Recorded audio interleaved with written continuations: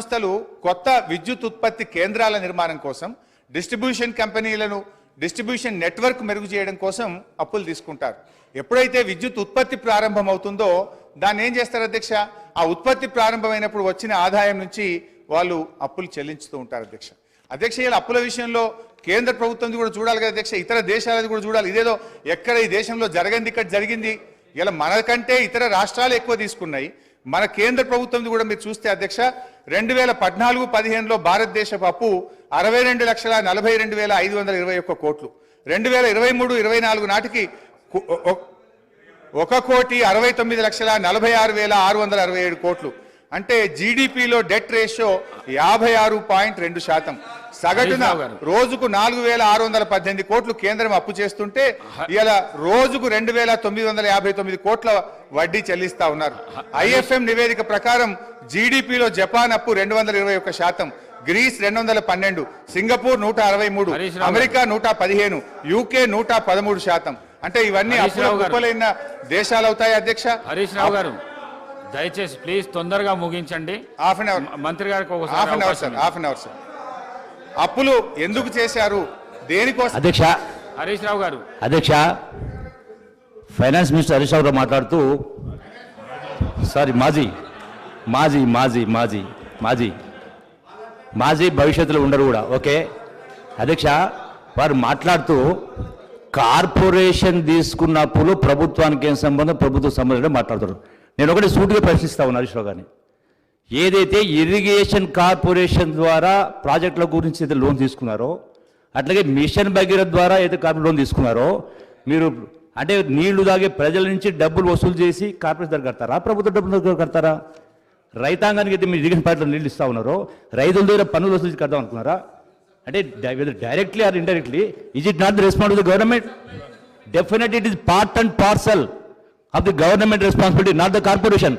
ఒకసారి చెప్పండి. ఇదే వేదిక ద్వారా ఒక మాట చెప్పండి. మేము మిషన్ భాగీరథ ద్వారా నీళ్ళు ఇస్తా ఉన్నాము, ఆ యొక్క ప్రజలు నీళ్లు తాగే ప్రజల దగ్గర నుంచి డబ్బులు వసూలు చేసి కడతారా? చెప్పండి, ఒప్పుకోమని చెప్పండి. రైతుల ప్రాజెక్టుల ద్వారా నీళ్ళు ఇస్తా ఉన్నారు, రైతుల దగ్గర పన్ను సెస్ వసూలు చేసి కడతారా, తిరిగి కడతారా? గవర్నమెంట్ కాదు కట్టేది. Is it not fact?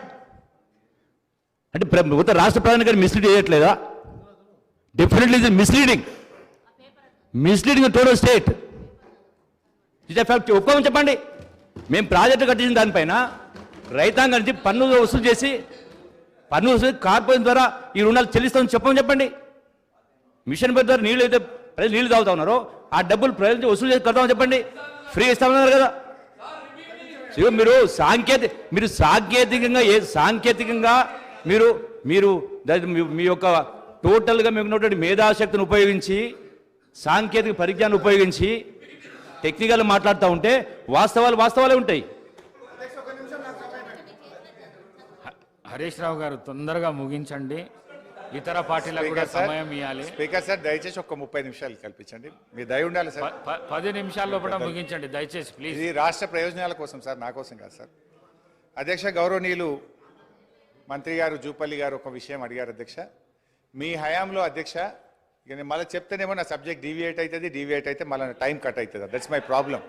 So అధ్యక్ష, మేము మీ హయాంలో వచ్చిరాని నీళ్ల కోసం నీటి తీరువా వసూలు చేసిన చరిత్ర కాంగ్రెస్ పార్టీది అయితే, నీటి తీరువాను రద్దు చేసి ఉచితంగా నీళ్లు ఇచ్చిన చరిత్ర బీఆర్ఎస్ పార్టీది. పాత నీటి తీరువా బకాయిలను రద్దు చేసినాం.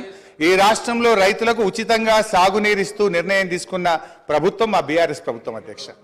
ఇకపోతే అధ్యక్ష, మంచినీళ్ల విషయంలో గత 3 సంవత్సరాల నుంచి కూడా ఈ రాష్ట్రంలో ఎక్కడా ప్రజల నుంచి ₹1 కూడా వసూలు చేయలేదు. ఈ రాష్ట్ర ప్రజలకు ఉచితంగా త్రాగునీరు గత 3 సంవత్సరాల నుంచి ఇస్తున్న విషయం రాష్ట్ర ప్రజలందరికీ కూడా తెలుసు అధ్యక్ష. ఇకపోతే అధ్యక్ష, ఈరోజు అప్పులు ఎందుకోసం చేశారు, దేనికోసం వినియోగించారు, దానివల్ల కలిగిన ఫలితం ఏమిటి అనేటువంటిది ముఖ్యం అధ్యక్ష. తెచ్చిన అప్పులను ఎలా వినియోగించామనే దానిపై ఈ రాష్ట్ర ఆర్థిక క్రమశిక్షణ ఉంటుంది అధ్యక్ష.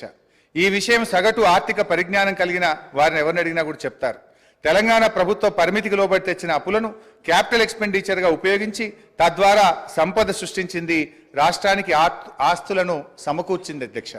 ఇవాళ బీఆర్ఎస్ తెచ్చిన రుణాల గురించి మాట్లాడుతున్న కాంగ్రెస్ ప్రభుత్వం ఆ రుణాలతో సృష్టించిన ఆస్తుల గురించి కానీ, వాటి విలువ గురించి కానీ, తద్వారా పెరిగిన సంపద గురించి కానీ, పెరిగిన తలసరి ఆదాయం గురించి మాట్లాడకపోవడం వారి కుట్రపూరిత వైఖరికి నిదర్శనం అధ్యక్ష. ఈ వైఖరిని ప్రజలు కూడా గమనిస్తున్నారు అధ్యక్ష. గుమ్మి నిండా వడ్లు ఉండాలి, గూటమూల పిల్లలు ఉండాలంటే ఎట్లా అధ్యక్ష? ఇదేం థింకింగ్ అధ్యక్ష? తెచ్చిన ప్రతి పైసా భవిష్యత్ ప్రయోజనాల కోసం పెట్టుబడి పెట్టినాం. గర్వంగా చెప్తున్నాం అధ్యక్ష. అత్యధిక క్యాపిటల్ ఎక్స్పెండిచర్ను ఖర్చు చేసి సామాజిక ఆస్తులను ఇవాళ ఈ రాష్ట్రం కోసం బీఆర్ఎస్ పార్టీ ప్రభుత్వం